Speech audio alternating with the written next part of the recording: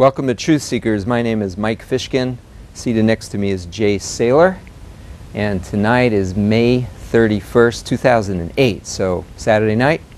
So if you're watching here in Portland, Oregon, May 31st, 2008, that means we're live. If you've got a telephone at home, you can call us and talk to us if you want about spiritual, philosophical things, the evidence for why we're here and evidence for where we're going, if you have any, or if you doubt it.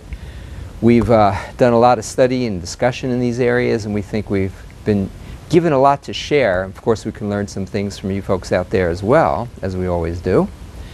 Last week, we showed a program, Jay, you recall, on end-time prophecy. We showed film clips, and we're going to be showing more film clips from the same great film, Megiddo 1. Incredible 3-hour film.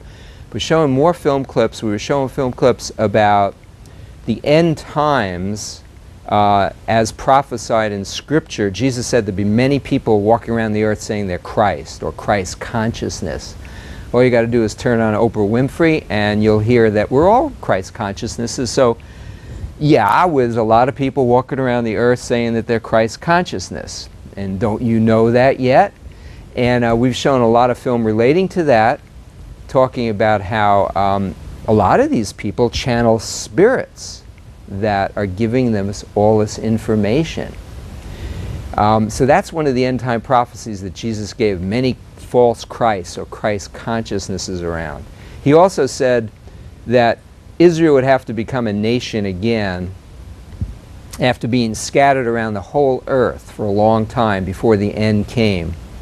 And that Persia, which is Iran, would be allied with the country north of the Black Sea, which is Russia, at the time of the end. All these things had to take place at once when the real stuff's going to hit the fan. And that's what we're going to talk a little bit about now, tonight, is about a one-world government concept that for the last 100 years, some of the most famous and influential people in the world, leaders of governments and others, have been talking about the necessity of having a one-world government. I'd like to give you a quote or two, and then we're going to show a film clip with a whole bunch of quotes of so many of these people talking about no more sovereignty for nations. You're going to be surprised. Here's a quote. This guy was one of the most influential people in the 20th century, leader of a country, not America, and he said, "The creation of an authoritative world order is the ultimate aim toward which we must strive." An authoritative world order, that means it has authority over everything, a world order, that we all have to strive towards it. And the name of the guy who said that? Sir Winston Churchill. Here's the name of a guy who was he was a key figure under a president of the United States recently. His name, well, I'll give you his name in a minute. The quote is, "In the next century, nations as we know it will be obsolete. All states will recognize a single global authority. National sovereignty wasn't such a great idea after all. Get rid of it, national sovereignty. We're going to have a single global authority," he said. He was Deputy Assistant Secretary of State under Bill Clinton. Now, I tend to believe Bill Clinton believes the same thing, as does his wife Hillary. As I tend to believe, so does Barack Obama. And I tend to believe that George Bush believed the same thing. McCain, I don't know where Senator McCain's at with this stuff, but so many of these world leaders believe that we should be under one authority. Jay, you were going to...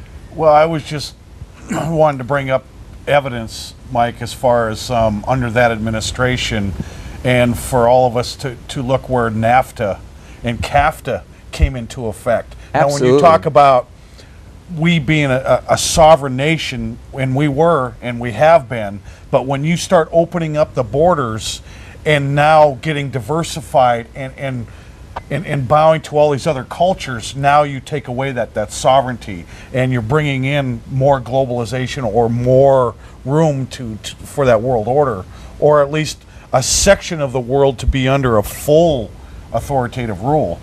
And again, evidentially, Mike, it's there.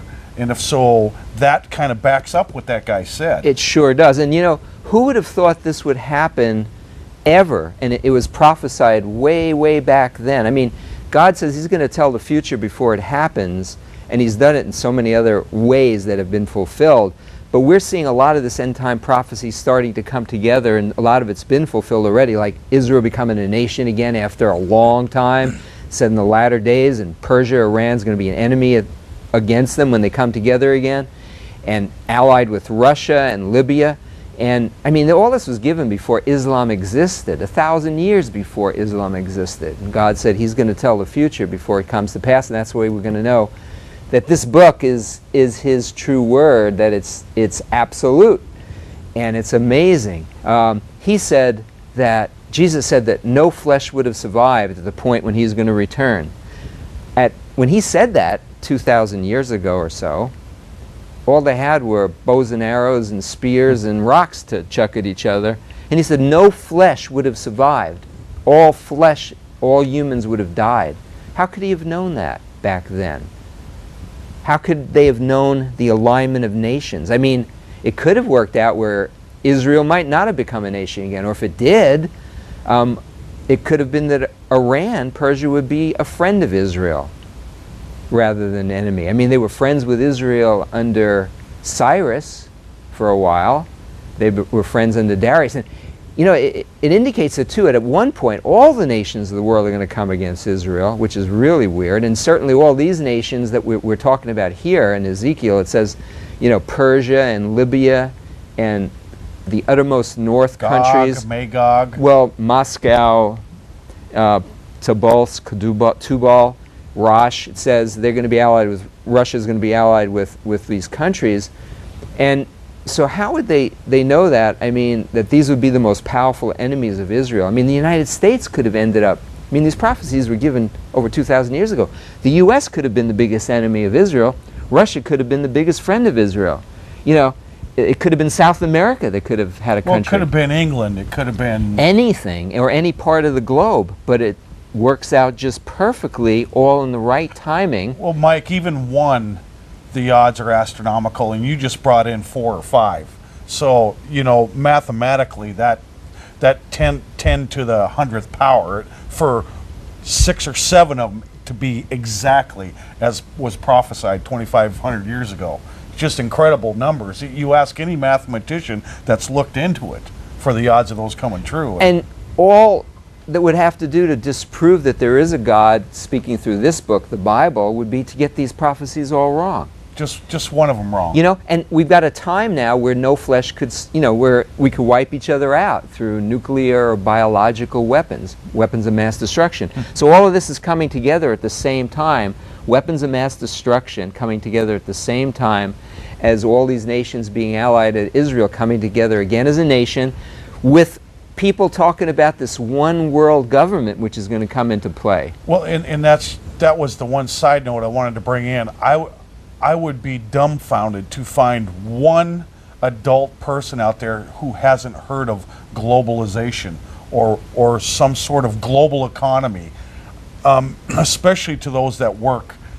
They see it. It's been brought into the workplace. You know, that 9002 thing they brought in for all companies to line up with, or whatever that was called. That came in 4 or 5 years ago, but right now it's moving so fast. Everybody's heard it, Mike, and I would be shocked to find one person who hasn't heard of going global.